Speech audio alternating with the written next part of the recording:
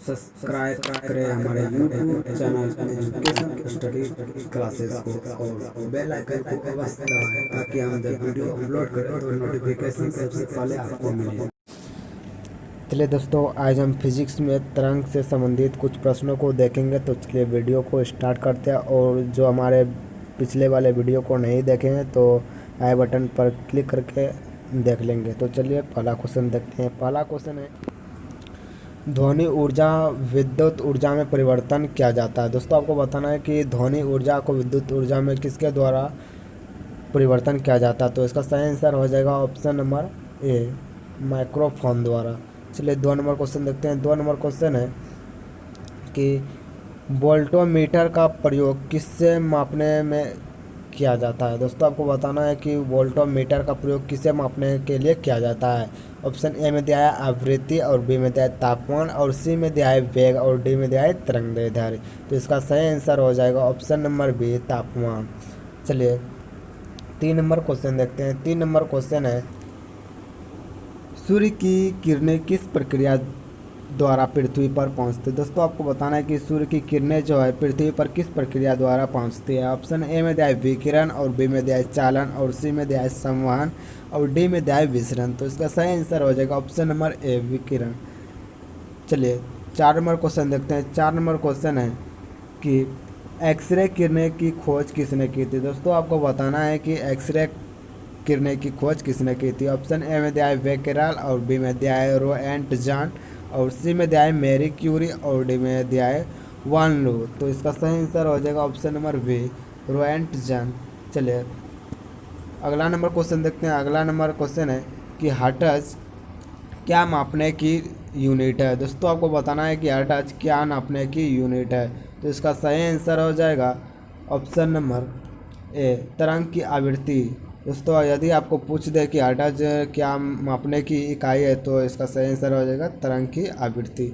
चलिए 6 number question देखते हैं। 6 नंबर क्वेश्चन है कि आवृत्ति का अस्थायी मात्रक क्या होता है। दोस्तों आपको बताना है कि आवृत्ति जो है इसका अस्थायी मात्रक क्या होता है। ऑप्शन ए में दिया है न्यूटन, और बी में दिया है वाट, और सी में दिया है फैराड, और डी में दिया है हर्ट्ज। तो इसका सही आंसर हो जाएगा ऑप्शन नंबर डी, हर्ट्ज। चलिए अगला नंबर देखते हैं। अगला 7 नंबर है कि एक्स किरणें किस तरंगे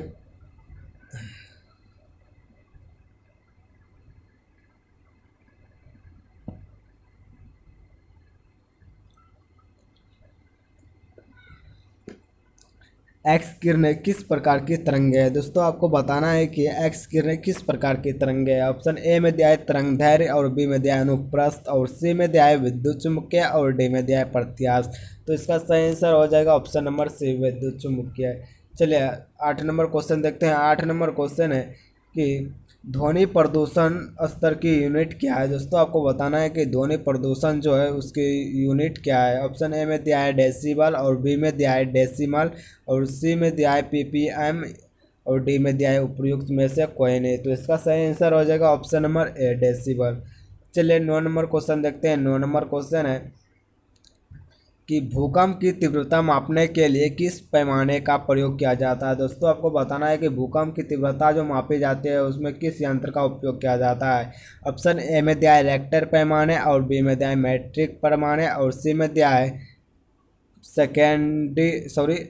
सेंटीग्रेड, और डी में दिया है न्यूटन। तो इसका सही आंसर हो जाएगा ऑप्शन नंबर ए, रेक्टर पैमाने। चलिए 10 नंबर क्वेश्चन देखते हैं। 10 नंबर क्वेश्चन है कि ध्वनि की तीव्रता का एक अस्थायी मात्रक क्या है। दोस्तों आपको बताना है कि ध्वनि की तीव्रता का एक अस्थायी मात्रक क्या है। ऑप्शन ए में दिया है डेसिबल, और बी में दिया है न्यूटन, और सी में दिया है हर्ट्ज, और डी में दिया है टेस्ला। तो इसका सही आंसर हो जाएगा ऑप्शन नंबर ए, डेसिबल। चलिए 11 नंबर क्वेश्चन देखते हैं। 11 नंबर में पूछा जा रहा है कि रात के समय आवासीय क्षेत्र में शोर का अनुमत स्तर है। दोस्तों आपको बताना है कि रात के समय आवासीय क्षेत्र में शोर का अनुमत स्तर क्या होता है। ऑप्शन ए में दिया है 45 dB, और बी में दिया है 55 dB, और सी में दिया है 75 dB, और डी में दिया 80 dB। तो इसका सही आंसर हो जाएगा ऑप्शन नंबर ए, 45 dB। तो चलिए 12 नंबर क्वेश्चन देखते हैं। 12 नंबर में पूछा जा रहा है कि प्राध्वनिक विमान नामक एक प्रघाती तरंग पैदा करते हैं। दोस्तों आपको बताना है कि प्राध्वनिक विमान नामक एक प्रघाती तरंग पैदा करते हैं। ऑप्शन ए में दिया है संक्रमण तरंग, और बी में दिया है पराश्रय तरंग, और सी में दिया है अनुप्रस्थ तरंग, और डी में दिया है ध्वनि भूम। तो इसका सही आंसर हो जाएगा ऑप्शन नंबर डी। चलिए 13 नंबर क्वेश्चन देखते हैं। 13 नंबर में पूछा जा रहा है कि ध्वनि तरंगे में निम्न में से कौन सी घटना घटित नहीं हो सकती। दोस्तों आपको बताना है कि ध्वनि तरंगे में निम्न में से कौन सी घटना तरंग नहीं घटती है। तो ऑप्शन ए में दिया है विवर्तन, और बी में दिया है घूर्णन, और बी में दिया है ध्रुवण, और सी में दिया है प्रवर्तन, और डी में दिया है व्यक्तिकरण। तो इसका सही आंसर हो जाएगा ऑप्शन नंबर बी, ध्रुवण। चलिए 14 नंबर क्वेश्चन देखते हैं। 14 नंबर क्वेश्चन है कि खुले खुले पाइप से वायु धमन किसका उदाहरण है। दोस्तों आपको बताना है खुले पाइप से वायु धमन किसका उदाहरण। ऑप्शन ए में दिया है सम आयतनीय प्रक्रिया, और बी में दिया है समाधावी प्रक्रिया, और सी में दिया है रुद्रोषम प्रक्रिया, और डी में दिया है समतापी प्रक्रिया। तो इसका सही आंसर हो जाएगा ऑप्शन नंबर बी, समाधावी प्रक्रिया। चलिए 15 नंबर क्वेश्चन देखते हैं। 15 नंबर में पूछा जा रहा है कि ध्वनि नहीं गुजर सकती। दोस्तों आपको बताना है कि ध्वनि किससे नहीं गुजर सकती। तो इसका सही आंसर हो जाएगा ऑप्शन नंबर डी, निर्वात से। चलिए 16 नंबर क्वेश्चन देखते हैं। 16 नंबर में पूछा जा रहा है कि निम्न द्रव में ध्वनि सबसे तेज यात्रा करती है। दोस्तों आपको बताना है कि निम्न द्रव में ध्वनि सबसे तेज यात्रा किस में करती हैं, स्टील में, वायु में, निर्वात में, या जल में। तो इसका सही आंसर हो जाएगा ऑप्शन नंबर ए, स्टील में। चलिए 17 नंबर क्वेश्चन देखते हैं। 17 नंबर में है कि ध्वनि एक स्थान से दूसरे स्थान तक पहुंचने में कुछ समय लेती है या डैश है। दोस्तों आपको बताना है कि ध्वनि जो है एक स्थान से दूसरे स्थान में पहुंचने के लिए कुछ समय लेती है या डैश है। डैश में क्या भराएगा। ऑप्शन ए में दिया है हमेशा स्थित रहती, और बी में दिया है गर्मी में अधिकतम होती, और सी में दिया सर्दी में अधिकतम होती, और डी में दिया इनमें से कोई नहीं। तो इसका सही आंसर हो जाएगा ऑप्शन नंबर सी, सर्दी में अधिकतम होती। चलिए 18 नंबर क्वेश्चन देखते हैं। 18 नंबर क्वेश्चन है कि चमगादड़ निम्नलिखित में किस कारण से अंधेरे में उड़ सकते हैं। दोस्तों आपको बताना है कि चमगादड़ जो है रात में किस कारण से उड़ती है। ऑप्शन ए में दिया है वे अंधेरे में वस्तुओं को देख सकते हैं, और बी में दिया है उनकी टांगें कमज़ोर होती है और भूमि पर भक्षी उन पर आक्रमण कर सकते हैं, और सी में दिया है वे रोशनी की कौंध उत्पन्न करते हैं, और डी में दिया है वे पराश्रय तरंगे उत्पन्न करते हैं। तो इसका सही आंसर हो जाएगा ऑप्शन नंबर डी, वे पराश्रय ध्वनि तरंगे उत्पन्न करते हैं।